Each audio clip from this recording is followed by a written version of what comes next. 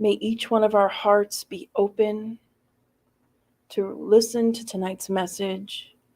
May each one of our hearts vibrate for the love and peace of all of our brothers and sisters in humanity.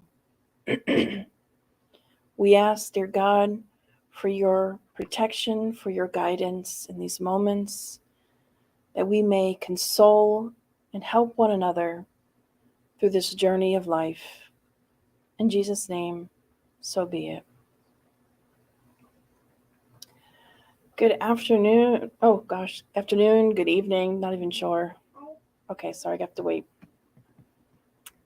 Wait for the cameraman to say to go.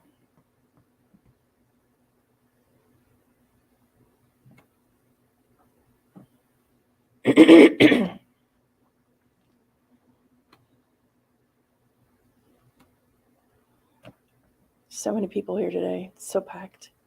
Barely see you guys out there. It is packed. Packed with love.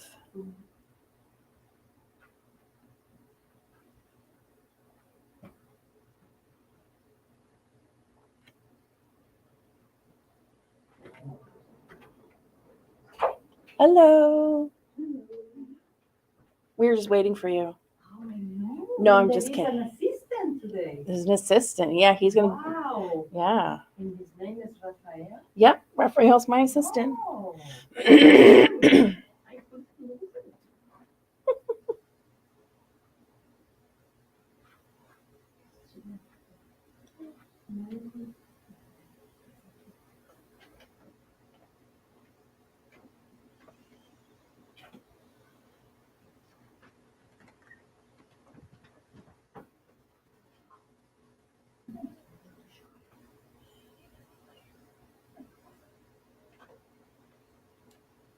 Good evening, good afternoon, or good morning, depending upon where you're watching this from, realizing that this is also being broadcast and the camera's right here in front of me, not in the back like it usually is. So it's kind of weird. Welcome, everyone. We're glad to have you with us. Those of you who are following on the web, those of you who are here in the physical realm or in the spiritual realm, we are happy to have you with us. Today, we're doing something slightly different. Normally, if you follow these sessions, you've seen me, you've seen us share, word by word, each of the text in the particular chapter we're sharing.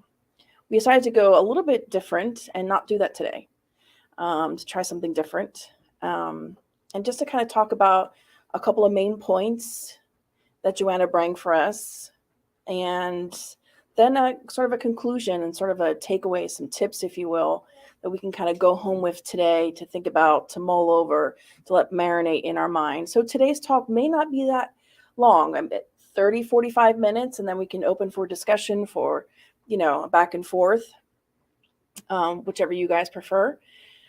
So, yeah, just want to let you know that was a new kind of sort of format. And if it goes well, we'll continue on. So I think most of us have heard that term, curiosity killed the cat, right? At one point or another, we've all heard that term, curiosity killed the cat. And there's some really good comics that are out there where this physician is diagnosing the cat and he says, sorry, it's curiosity. Or another one where this physician is diagnosing this other cat. He says, I don't like these curiosity levels one bit. Or this one, two friends are at a cafe and one friend says to the other, I couldn't get life insurance. Turns out that curiosity is a pre-existing condition. Those were hilarious. The fact is that curiosity has gotten a really bad rep in our society. In actuality, when it was translated, the actual idiom or phrase or whatnot, curiosity killed the cat, was actually translated kind of incorrectly. That's usually how, pretty par for the course of how translation goes, right? So originally what it actually meant was something slightly different. It meant care killed the cat. And when care, in terms of like when we care too much about what other people think of us, is actually what it meant. So curiosity kind of gets a bad rep in our society because, oh, you can't be curious. When in fact today, I hope that each one of us can walk away with being more curious about ourselves. Not others, but being curious about our own self. So keep this in mind as we talk today, because much like this phrase, curiosity killed the cat, was mistranslated, we oftentimes, when we talk about the ego over time and through different errors and what have you in film and whatnot, the term ego, which Joanna talks about in this chapter, gets a bad rap. It's like, oh, he's so egotistical. Oh, you have to just diminish your ego. Ego, we wanted to define from the beginning, it's not bad.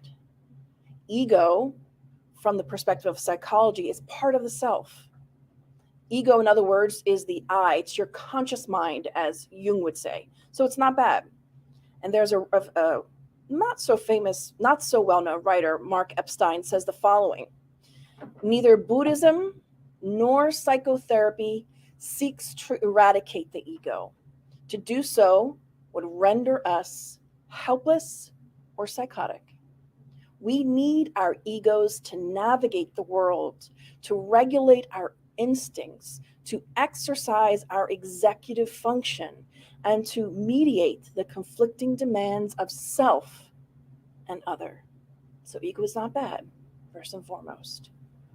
It is just a part of us, the most conscious part. From the Jung's perspective, there's the consciousness, the subconsciousness, right? And Freud was more about the id, the superego, and the ego. But for all intents and purposes, we're going to just refer to ego as the conscious mind. So just who we are in everyday life as we're processing things, sort of as a filtering system. So ego equals not bad. But let's get to know a little bit more. What does Joanna tell us about the ego? And why is it important? Well, the ego, or I, me, my conscious self, as opposed to my unconscious or subconscious self, the subconscious being, if you think about the iceberg picture in your mind, the ego is that top part of the iceberg, and the subconscious or unconscious mind is all the way down underneath. Okay?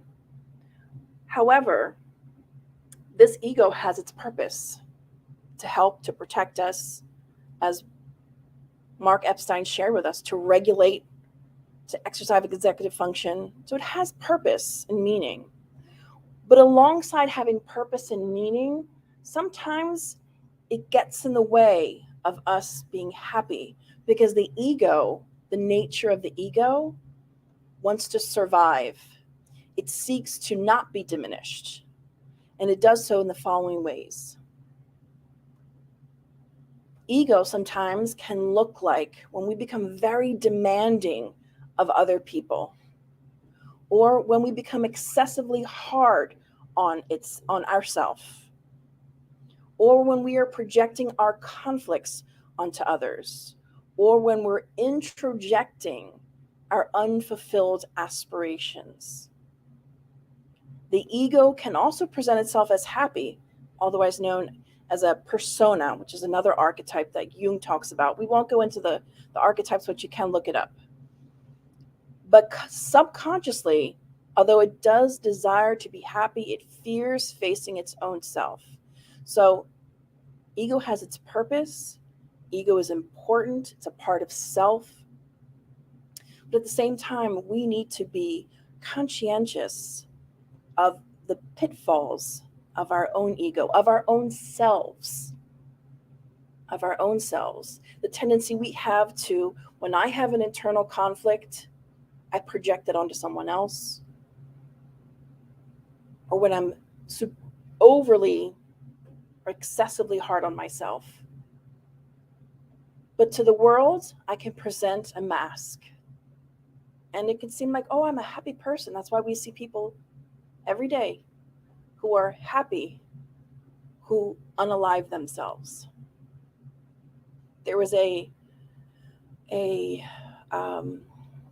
think she was one of the Miss America pageants a few years ago, absolutely stunning, gorgeous woman. She had like her master's. I mean, she had everything, right, that any modern American or person or human being would want to have. You know, she had status, she had beauty. And when she was, I think it's her late 20s or early 30s, much to the surprise of her entire family and all her friends, she took her life. No apparent warning, nothing. And she apparently, from the outside, had everything. I mean, just everything. The girl was gorgeous. You could see her in her Instagram page still exists. I mean, of course, it's Instagram, right? But stunning woman. Won multiple beauty pageants. And people were like asking the question, but this is partially why. Because we can present to the world a mask, a persona. But deep down inside, the ego or myself, I fear facing myself. Believe it or not, it is one of the things that comes up in psychology, comes up with every individual at some point in their lives. That deep down, we are scared to face who we are. We are scared to face that unknown that lays below the surface of that iceberg all the way down. And in fact, it feels scary because right now in your conscious mind, you're aware of the AC just turned on, a couple of people here in the room. You're aware of maybe some conversations you had prior to the meeting starting. Maybe you're thinking about some other conversation you had right before you walked in the door. But you're not actively thinking about the trauma you experienced from your childhood, all those other things that you have yet to face. But somehow, deep down in the understanding of the ego, of self, it's scared to face that. And it's so much easier, and pardon the French here, as this researcher, Dr. Brené Brown, says, it's much easier to say, oh, I don't care, than it is to say, I'm hurt. And I'm missing something just happened. That's okay. We'll go on. It's so much easier to say, oh, I don't care. It doesn't bother me, than to actually acknowledge and get in touch with our feelings and say, I'm hurt. Because what would that require? That will require vulnerability. And vulnerability, by definition, means being open to getting hurt. So when you think about growth, bear with me here. When you think about growth, let's look at the animal kingdom. Crabs. Anyone here like crabs? Eat like soft shell, hard shell crabs? Anyone? Yes? Okay, cool. So a crab, when it's growing, it cannot grow when the shell is hard. Growth only happens when it's soft. And when a crab is in that phase where its shell is soft, that's when that crab is most vulnerable to predators. So we are the same. The times we are the most vulnerable is the times that we are also at the stage where we can grow the most, or just grow. But we have to be able to be vulnerable. There are other animals out there, and I had another one, it's escaping my brain, but you can think about that because there are other instances within nature. Trees, plants, in order for them to grow, they have to be exposed to the sunshine. They can't grow while covered in the undergrowth. They have to be exposed. So we are no different than that. Something for us to think about. When we're thinking about our ego, how we're approaching life. Because in reality, we all have defense mechanisms, right? Everyone knows what a defense mechanism is, right? Sometimes we're not even aware of it. Sometimes that could look like you have a friend or maybe a sister, brother, or relative that always calls you for the same thing. So immediately when they call you, as soon as you answer the phone, you're like, yes. It's that armor that comes out, that to protect you. It's a part of you that's coming out to protect you. And the ego has the same quality. It's there to protect. But even though we have different defense mechanisms and different protectors that we develop over our lifetime, sometimes these protectors or defense mechanisms don't realize that they are stunting our growth. We are preventing our own growth. But it's ironic because I developed those defense mechanisms or protectors because my system, I needed those in order to survive, in order to endure. And that can look like a child that's neglected, or a child that has a father that may be very unattached or not very emotionally connected. That child can grow up to learn to hold his own emotions because he was not safe sharing his emotion. So he learned as a defense mechanism to hold that. So that when he grows up, he has great difficulty in expressing his emotions because he has this defense mechanism that was created in his childhood.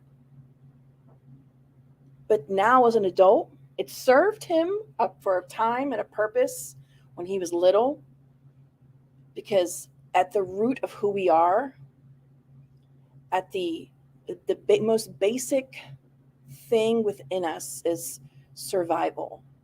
So, and whether that's physical or emotional, we create ways to survive. So that little child, he created that. But now as he becomes a grown adult, it's no longer serving him. But oftentimes we don't even know.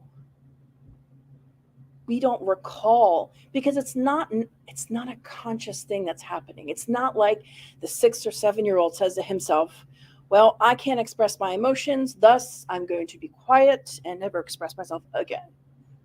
Zip. No, it's a very unconscious movement that becomes so deeply ingrained in the subconscious mind, it becomes very difficult for this to be undone.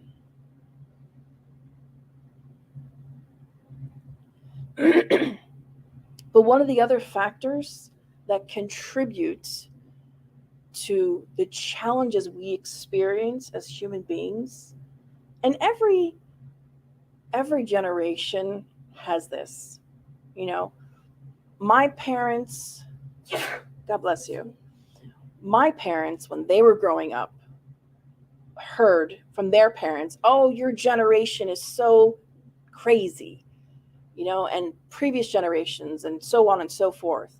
That now when I'm looking at my kids' generation and I'm looking at things that are, made to be acceptable or modern or cool, it's mind-boggling. It's crazy. But in all of that, progress is good, but there is a breakdown of morals. And some of the consequences Joanna mentions in this chapter, the consequences of ethical breakdown within society, how it affects people, because then we end up not having a moral compass. So, for instance, we see so many kids on the app TikTok, young children, doing really inappropriate dances and dancing to music that they probably don't really understand. And if they did, it'd be scary. But they do it because it becomes normal, it becomes fun, so there's no moral compass or ethics. So they end up doing these things, and teenagers as well, these things that become normal. With the advent of women's rights, which is a really important shift in society, we went from one extreme to the other, where now promiscuity seems to at times be embraced by the younger generation. Be free, be who you are. And the rights of human beings, men and women, all important. But anytime we go to an extreme, it's not good. And we end up, what Joanna calls, we end up desiring what she calls psychological rewards. So seeking outside validation, because I no longer live in a society that has ethical values and moral values. It's breaking down. So whether it's your children, your teenagers, or we ourselves, society members in society begin to do things that are not morally or ethically sound. And we become hyper-focused on whether it's beauty or aesthetics or perfection of the perfect body, to the detriment of so much psychological trauma that has yet to even be researched yet. Because I would say it's only been the last 10 or so years that the explosion of social media, of TikTok, Instagram, YouTubers, and these things in and of themselves are not bad. They are mediums. They are vehicles to spread goodness, or the opposite. It's not the thing itself. It's what we choose to use it for. So this also affects our ego or ourself. So I'm out here trying to do my best, but the things around me, around us, they influence us. I can't change. We can't go out and change all of society, like, boop. We can only change ourselves. Surround ourselves with positivity. Perhaps, if you're on a social media platform, you're subscribed to positive stuff, or following influencers that are positive, that are talking about good stuff, not ones that are promoting unethical things. But these are just one more thing that adds to it. The difficulties of just being a human being, of just existing. It's difficult. And one other important highlight from this is Joanna talks about revealing ourselves to others. Now, in the actual translation of the book, it's slightly different. I actually worked with a friend of mine to fine-tune this section of this quote. So I can't take credit for it, but it sounds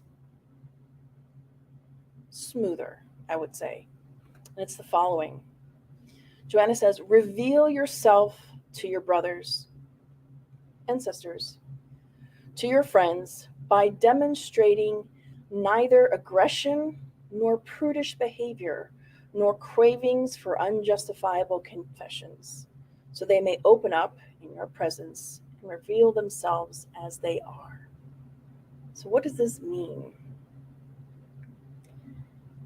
And there's a lot of, and we're going to talk about some research that exists out there when it comes to authenticity, people being authentic.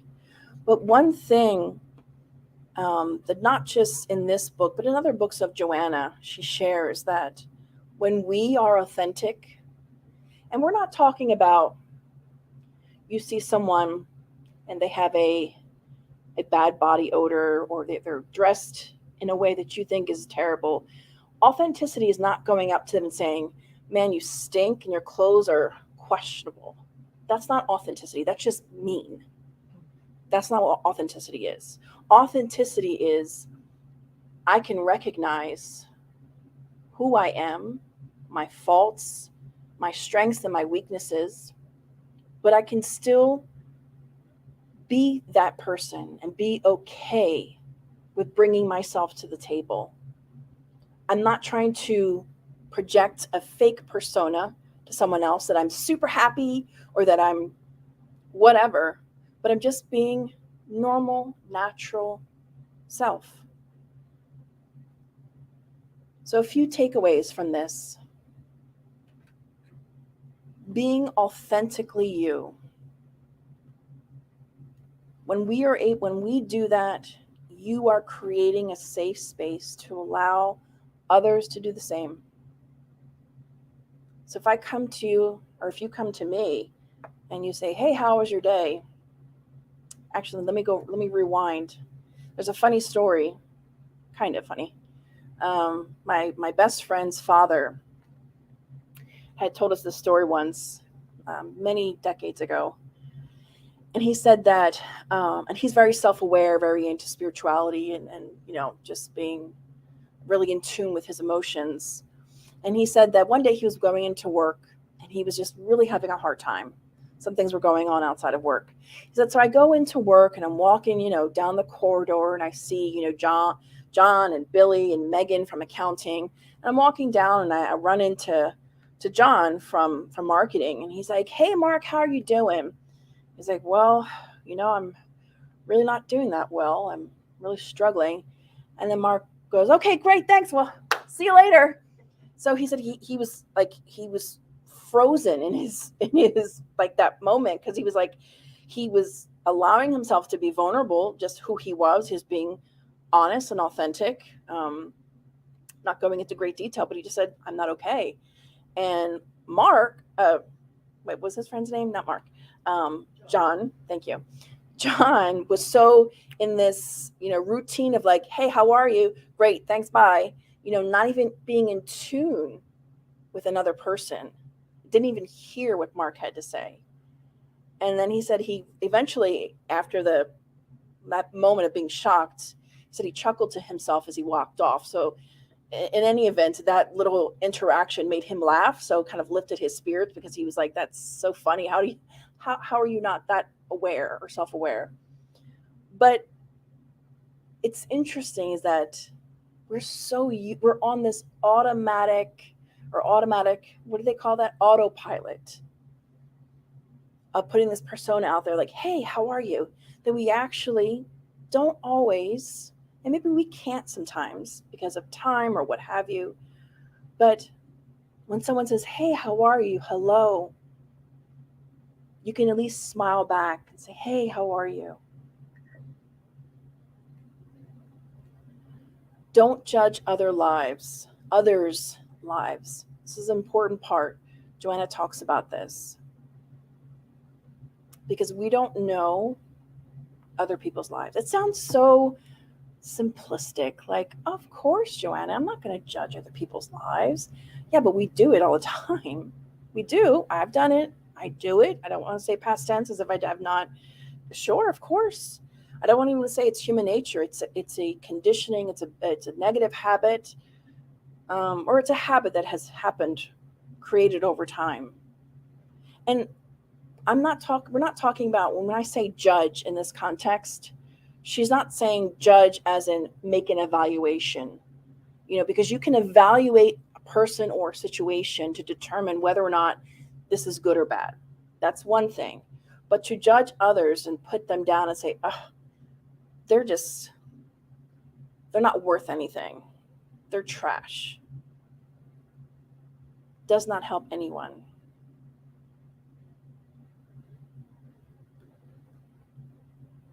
But in the end of all this, and one of the most important things she says is to focus on your own self-growth.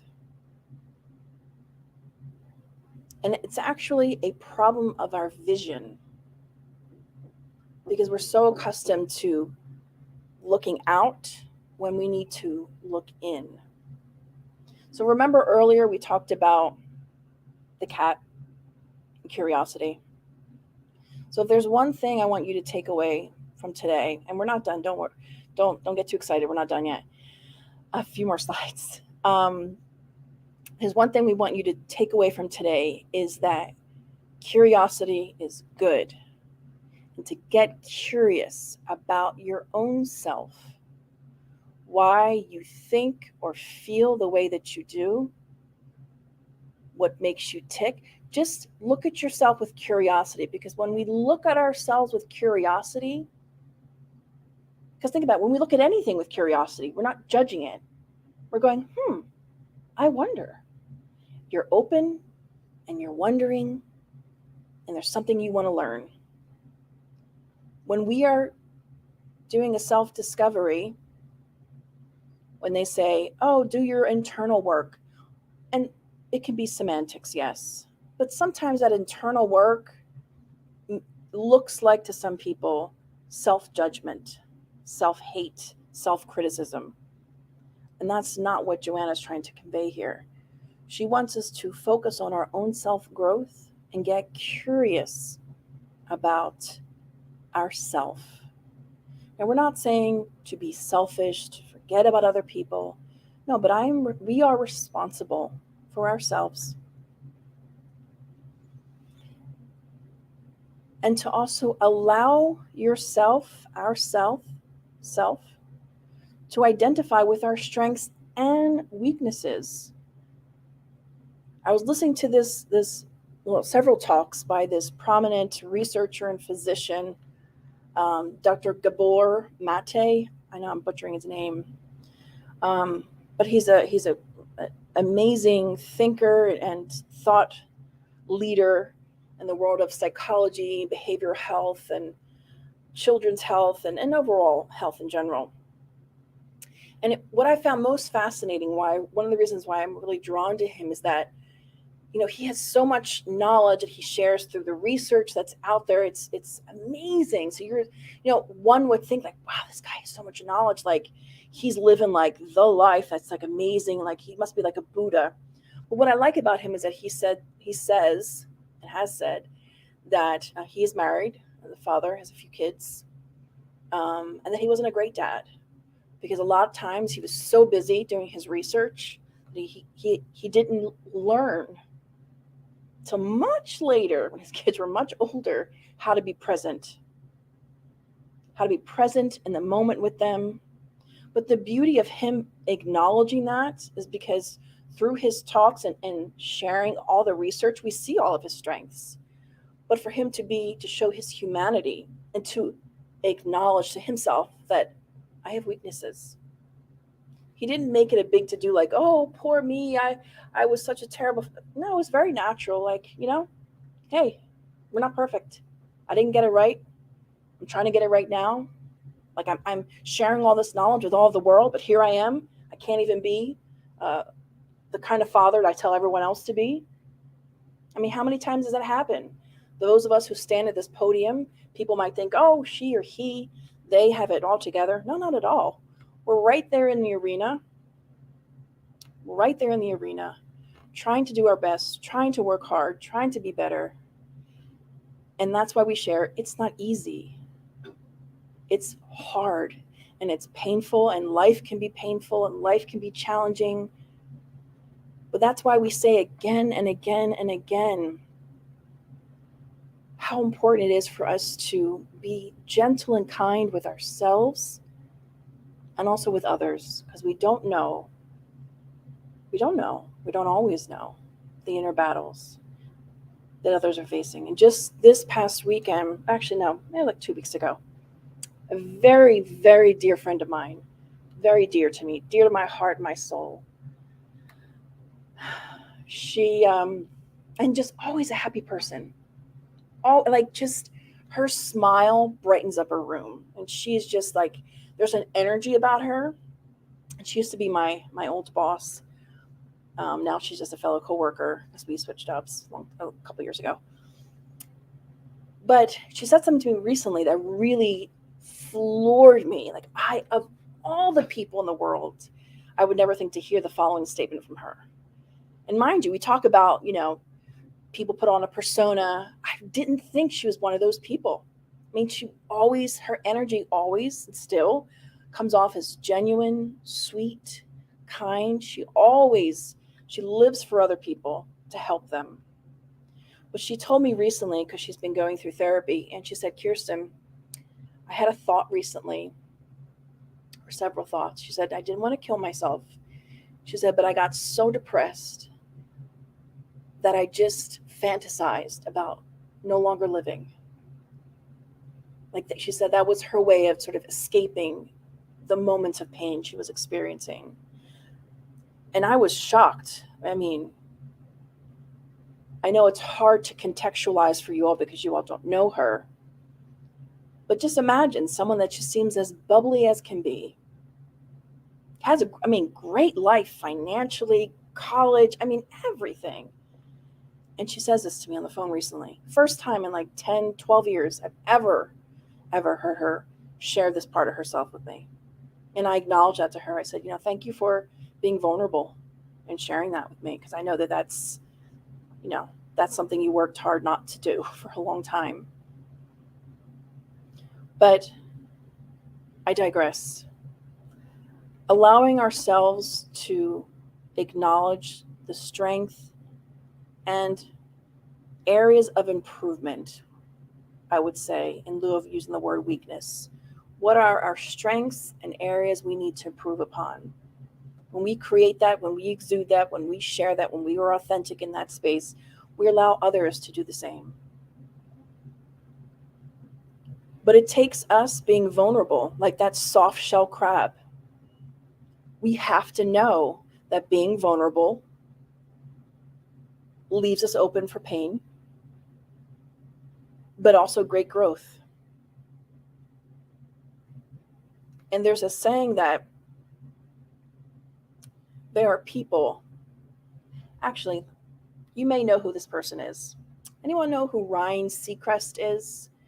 He actually, Daniel, of course you know him because he's in,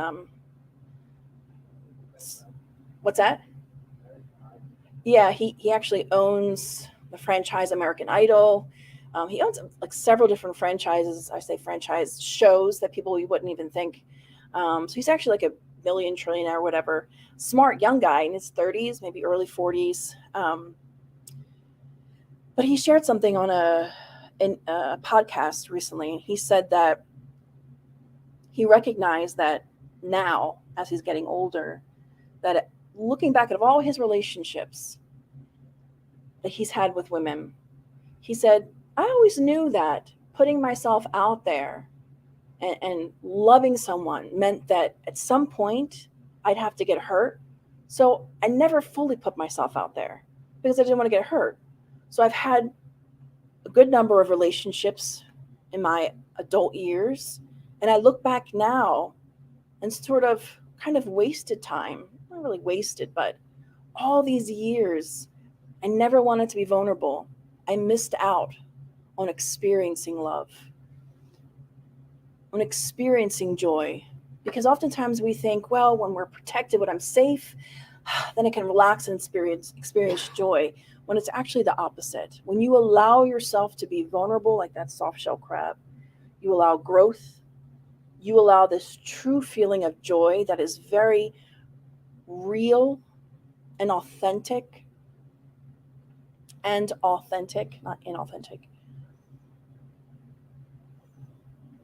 As Dr. Brené Brown says, vulnerability is the birthplace of innovation, creativity, and change. It is when we become vulnerable that we begin to open up to change, to modify, to grow, to do better. And we are oftentimes very scared to do new things and new challenges. But from a scientific perspective, when we talk about brain plasticity or the brain's ability to mold or remold itself, we know, and I'll read this actual quote from Dr. David Eagleman, he's a neuroscientist. He said, if you challenge yourself, if you're constantly facing new tasks and challenges that you haven't mastered, you are building new roadways and bridges in your brain. So this is a positive. Why? We should always try to get curious about what scares us, get curious about what we fear, because then we can begin to actually face it and look at new challenges, not like a person who's standing on the edge of a diving board, looking down, fearful of what will happen if I jump. But instead, thinking about what it would feel like to go for it, to face it. And we can tell you from experience, it's exhilarating. Because then you realize multiple things.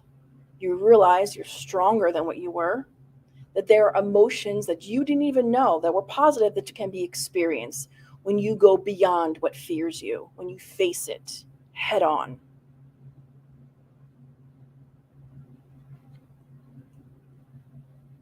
And there's a ton of research that's out there that exists in what it means to be authentic, what it means to be true.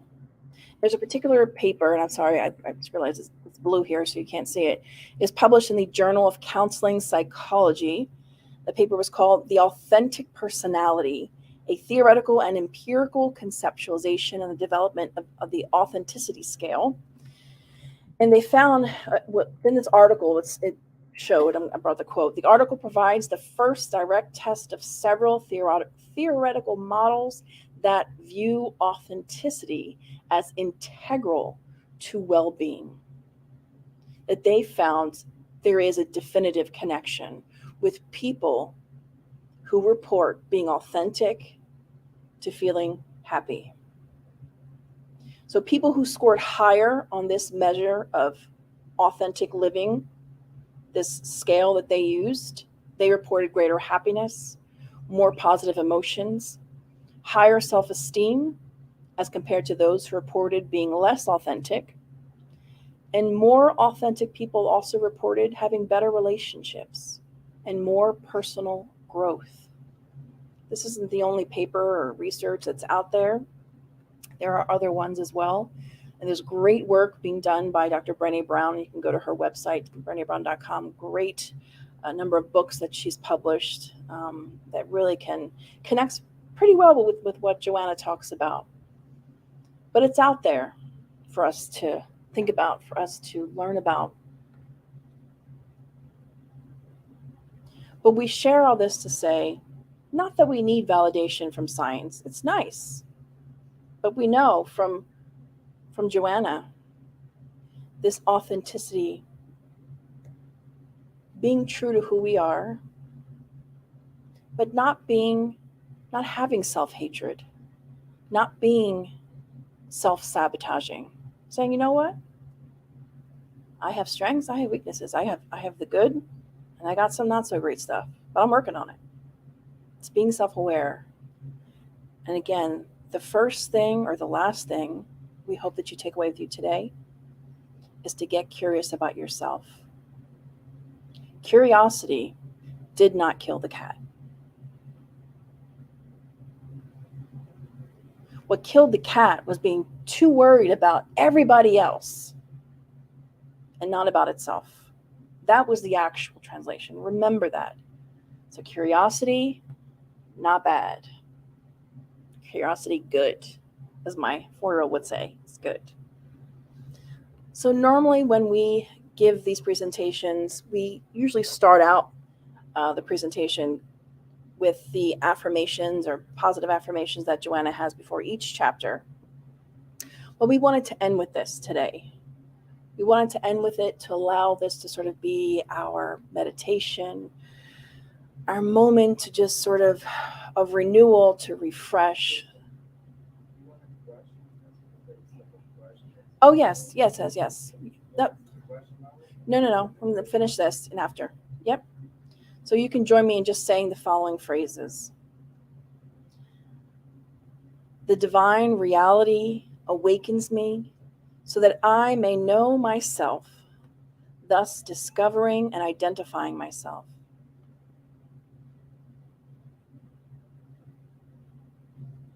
My quest is no longer clothed in illusion, but in the certainty of my next encounter with reality. I am what I am, on my way to being an ideal person. I accept and perfect myself, requiring nothing of anyone, loving everyone, and allowing myself to be led by reality. Because this is the reality, that we have to face our own selves. But when we do so with curiosity, with self-love, and be gentle with yourself, knowing that we have many layers to who we are. So friends, thank you so much for being and staying with us. Stop sharing, right, Daniel?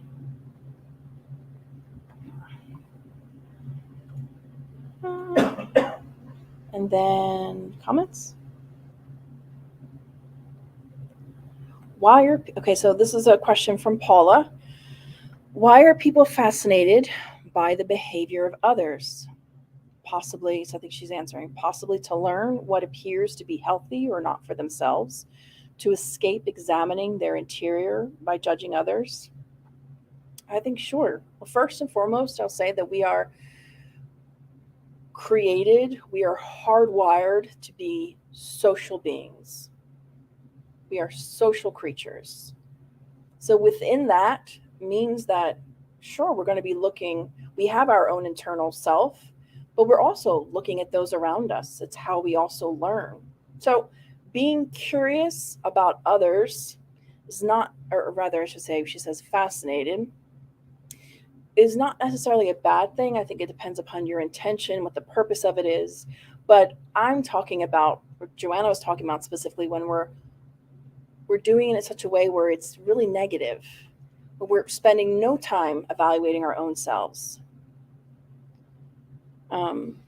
So I think I answered your full question. Please comment on sentimentality as not being advisable when revealing yourself to others. Yes. So I'm glad you bring that up, Paula, because I think that was more so that wording in this particular chapter, and specifically at the bottom of page 76.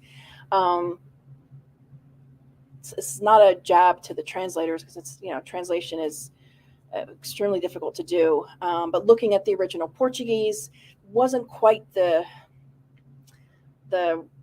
perhaps the right wording, perhaps, but it's not about not being sentimental. Actually, I have my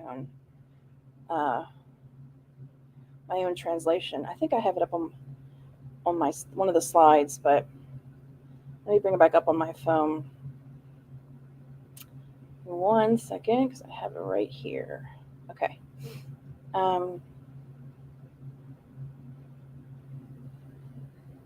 So Paula, so on the bottom of page 76, they mentioned that sentimentality, but on one of the slides I showed the quote towards the end of I think like the 6th slide or so. I'll text you a updated translation that a friend of mine actually provided to me, looking at the original Portuguese. So this would be the following translation. Reveal yourself to your brothers, to your friends, by demonstrating neither aggression nor prudish behavior, nor cravings of unjustifiable confessions, so they may open up in your presence and reveal themselves as they are. So it's more so about not being overly sentimental, let's take that word out. But it was more so about,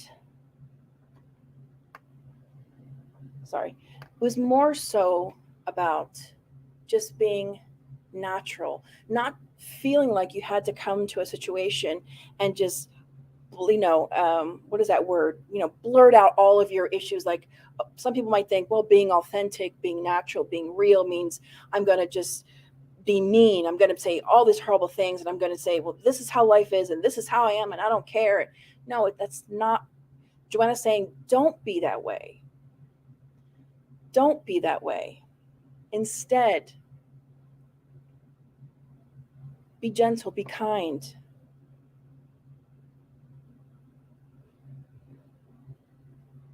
And there's a whole other part of the text which I don't have in front of me. But Paula, you and I can talk offline as well, because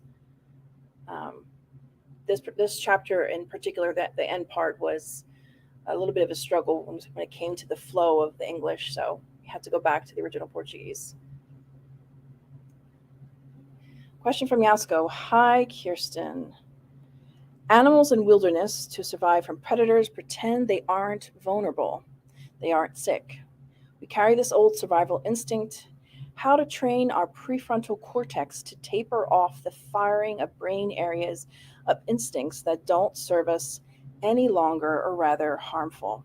Well, I think it's in the Spirit's book that says, and please, I'm open for correction, that we can't ever get rid of our instincts, first and foremost.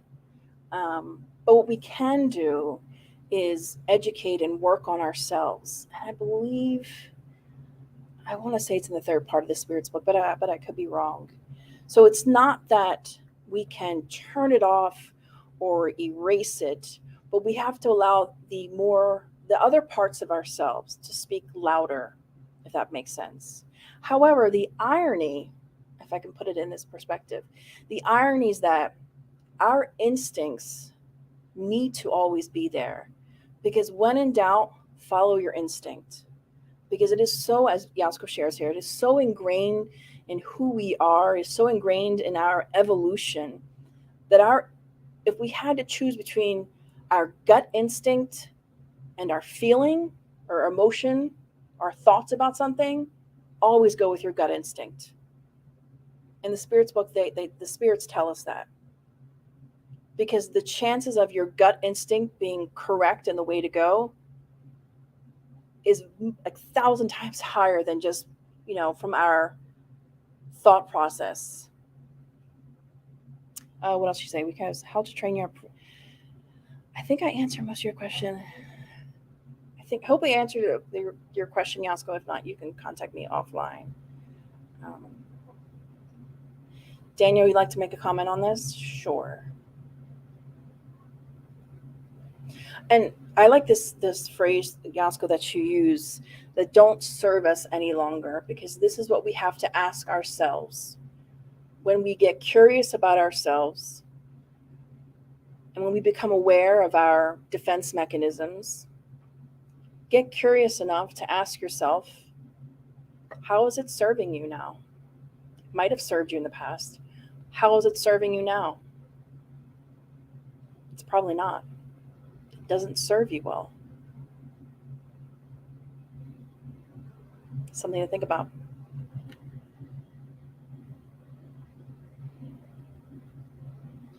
Yes, I see Paula's comment. Thanks for a great talk as usual. Yeah, Gabor, Mate, and Brown are great. Thanks, Abby. Thanks, Paula. Daniel, you had a comment still? No. Is that me or you? Okay. Okay.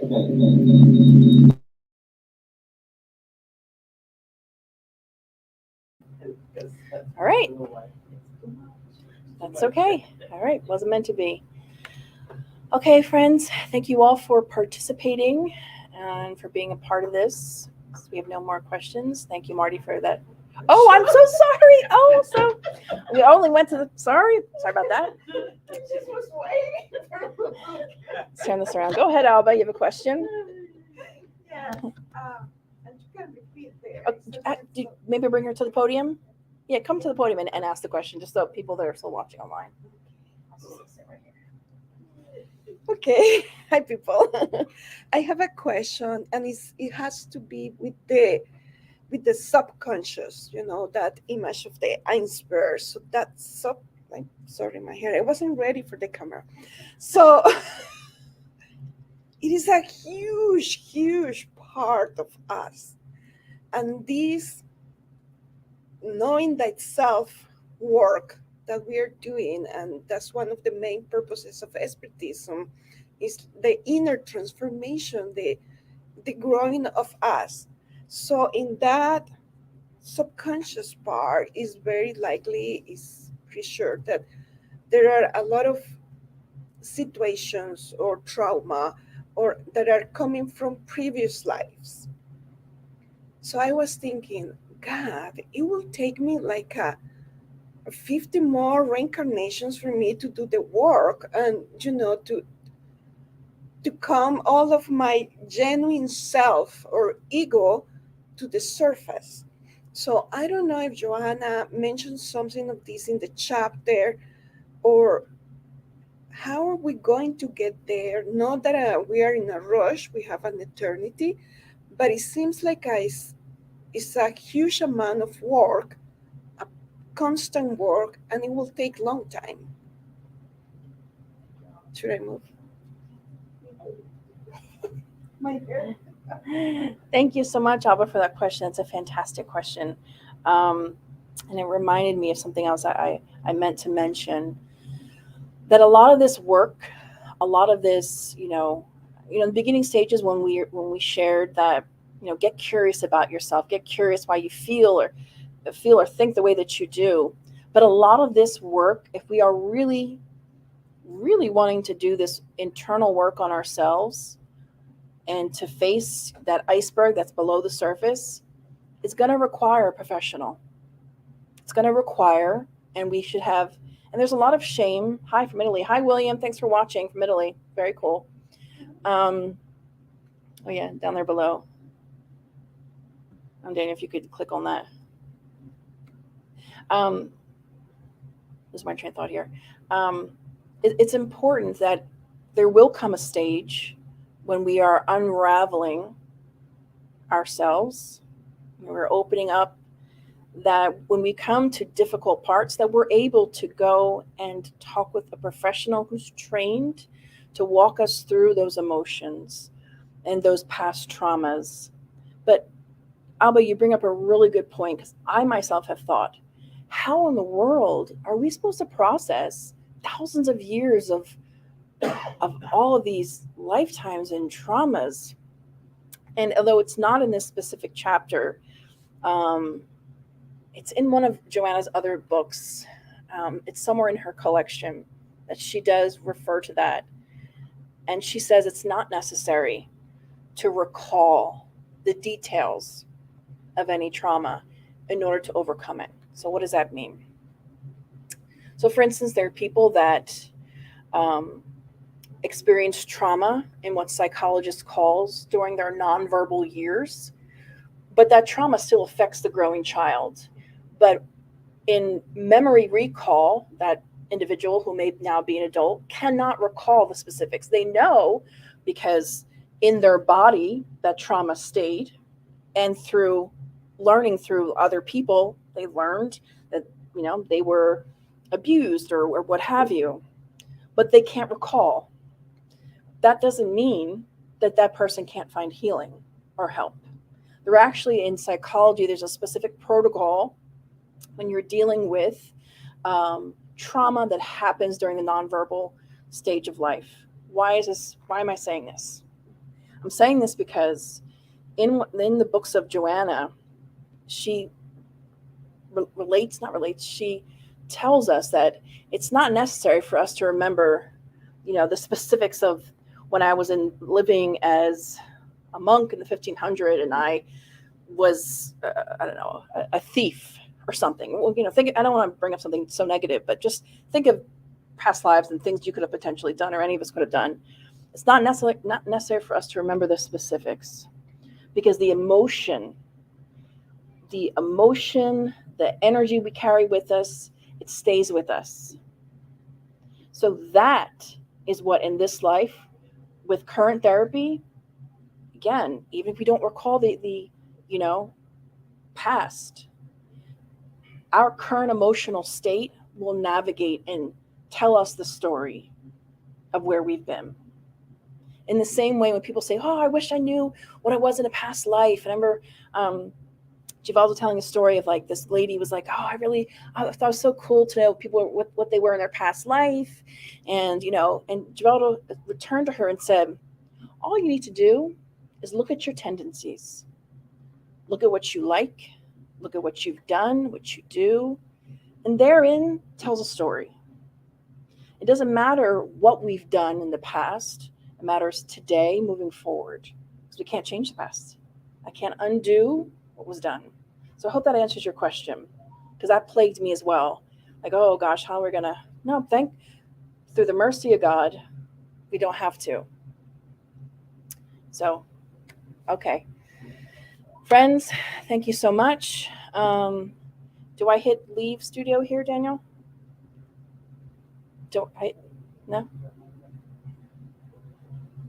Okay. Yeah, okay. So join me as we transition to this moment of prayer.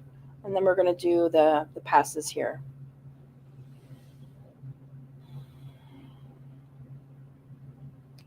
So, dear friends, let's lift up our hearts and our minds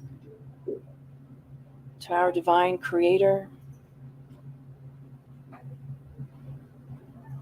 for this moment to be together, for this moment of our lives, for these consoling messages and ideas to find happiness within us.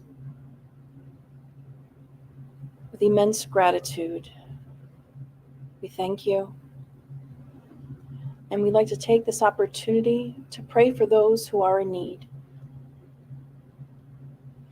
Those who are in our book of prayers here at the Spiritist Society of Baltimore. Those who write into us asking for support, for help. We pray for them as well. We pray for all those that are present here today in both realms of life. We pray for all those who are connected to each one of us in some way or another. We pray that our virtues may be strengthened and that we have the courage to face our own weaknesses with curiosity and compassion, always taking Jesus as our model and guide, but not the Jesus that's on the cross, but the Jesus that walked with the sick, healed the sick, and loved all. May we be the embodiment of the same. We thank you, and so be it.